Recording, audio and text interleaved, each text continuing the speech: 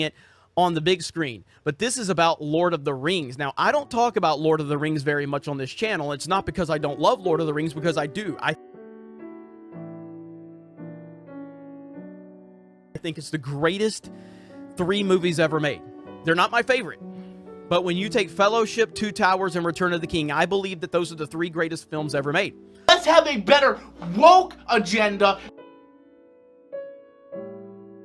I'm usually very critical of Gary, but unlike him, I don't misrepresent positions. So whatever I will say about Gary, he is a Lord of the Rings fan. Now, I think I've moved beyond the fandom, frankly. I do like the books, I've read the books, but I'm more in a sort of analytic mode. I studied the books seriously, both in school and out of school. I've done a lot of work, serious work on comparative mythology. So my stance is very different. I have to really understand Lord of the Rings from an expert level and be even-handed with the evidence.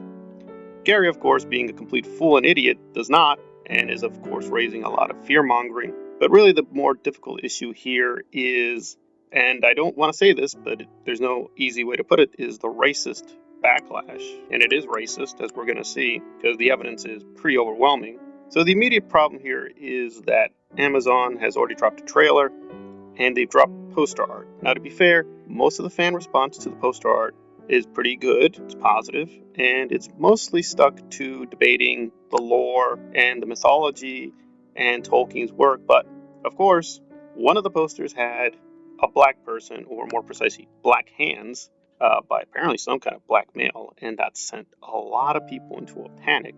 But we're going to hear Gary, and he's going to shift the onus of blame onto, of course, the alleged woke people and activists and his J.D. Payne and Patrick McKay, Opie and Opie, both formerly of Bad Reboot,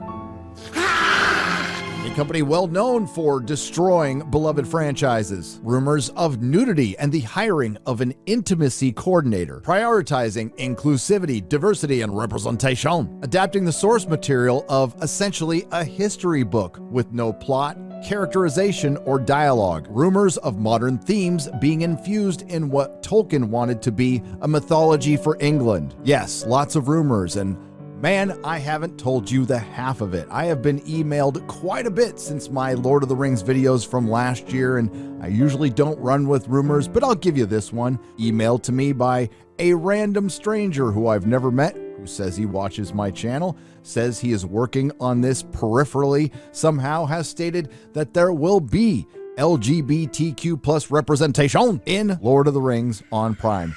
Ah, here we go again. Additionally, according to my good friend Az from Heel vs. Babyface, who has seen the upcoming trailer, who said to me he couldn't tell you what the story's about, but he can tell you it's going to be diverse. But there is a serious essay which he's citing by Simon Cook. I need to take a look at that, go through it carefully. However, it is not true at this point that it is, quote, a fact that Tolkien did a mythology about England. At very best, he took aspects of English history as well as his own background. However, that is simply not true to say as a fact. That's what Lord of the Rings is. It is not. Nor is it exclusively European. Nor is it only about North European mythologies or mythics, fairy tales, or whatever, or past stories. No, he tapped into, and now we know this beyond a shadow of a doubt, we have access to early drafts. He referenced very clearly Chinese myths, Persian myths, Jewish myths. The list goes on and on. Those are not clearly European, nor are they only European. That's a factual issue. So, on top of this, Gary has shared this very ugly racist poster, and he's often done so, supporting, endorsing it, and laughing at it, even though it clearly shows the KKK. Literally, the poster features the KKK. Even though they're framed as, quote, evil, they're ridiculing and mocking just this representation. Now, that said, I am, yes, as an expert, a little unsure where they're going with this. Because technically, yes, you can have, quote-unquote, a black hobbit, but the people they're picking do raise a lot of suspicion. So if people have legitimate complaints, I have no issue with that. People have even complaints about the diversity or casting. I have no issue with that. But that's not what these people are saying. They're clearly and vociferously using very, very racist language. And again, as always, Gary's just turning a blind eye or acting like it didn't happen or he didn't encourage it. And of course, he's being helped out by Jeremy, who's also gaslighting people and saying, really, the real problem here is the activists, the identity politics. It's us, the true fans. Now, I say with Jeremy, though, I can't really respect him even at a basic level because Gary at least read the books. He may not know the books very well, but at least he did read them. I think he does try to appreciate what Tolkien did, or I don't think he understands Tolkien, but I will not deny that Gary has actually read the book. In sharp contrast, Jeremy doesn't know anything, and so of course he's spreading lies based on nothingness, on sheer nothingness. You probably shouldn't attack your fans, but again, we've seen this so many times over the years. They're going to attack the fans. They're going to create a fake boogeyman because this is what they do. We're at a point where they have said that they're talking about Ian McKellen and the homophobic attacks. And my response to this was, Ian McKellen's Gandalf is one of the single greatest characters in the history of cinema. The only discussion about his sexuality is coming from freaks like you. And that is true. No one else is talking about it. No one else is talking about his sexuality. You may find one person here or one person there. That's it. And they're probably trolls. But the fact that they're trying to create a victim narrative out of this and then go after fans, and now they're calling just some guy a white supremacist. That's right, just some guy. He's a black guy from Chicago.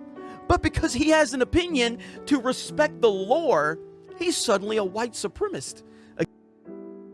Well, just to factually correct him, that's not true. Ian McKellen himself has actually commented on this, and there is a controversial moment. Again, I want to state clearly, I don't believe in the queer reading of Lord of the Rings, either in the books or even in the films, but it is there. It's a very fast moment, but there is a moment when Frodo and Sam are holding hands, and Ian McKellen is on record. He encouraged this moment, and Peter Jackson filmed it.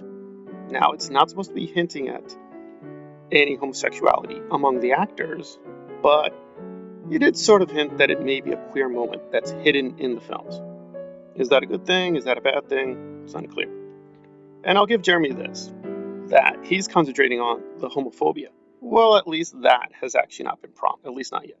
But in terms of the racism, yeah, that's very prominent. And they know enough now, right? They share this poster, they've shared these very ugly images. They're responsible for this, and they're not saying anything. So we can only state that at least some of the fandom with quote-unquote Lord of the Rings has really given into some very ugly impulses, is encouraging some pretty awful behavior. And now I just want to say, as an expert on Tolkien, Tolkien would never endorse these things. Tolkien was very flawed. I don't agree with all his stances. He supported Francisco Franco in Spain. I don't support that. But whatever else, he was very consistent on racism. He did not like it. He disapproved of it. He did not like segregating literatures or language. He didn't think these mythologies or these stories were for one people or one country. He never thought that. He never said that. So while we can never say what he would say about these things, we can definitely state, generally speaking, he deplored racism. He deplored the idea of racial inequality. He deplored the idea of, quote, national literature. He found that completely obnoxious and stupid, and that's nowhere to be found in his works, either the published works or unpublished works. He's very flawed. There are problems with these books, but he never stuck up for, quote, nationalist literature. He'd be shocked the idea that this is, quote, a mythology only for Western Europe or North Europe. Nowhere is that in the text. Nowhere is that in his letters. Nowhere is that in his larger canon. So they're just lying, and they're doing so on behalf of racism. I want to say that, but that's what they're doing, unfortunately.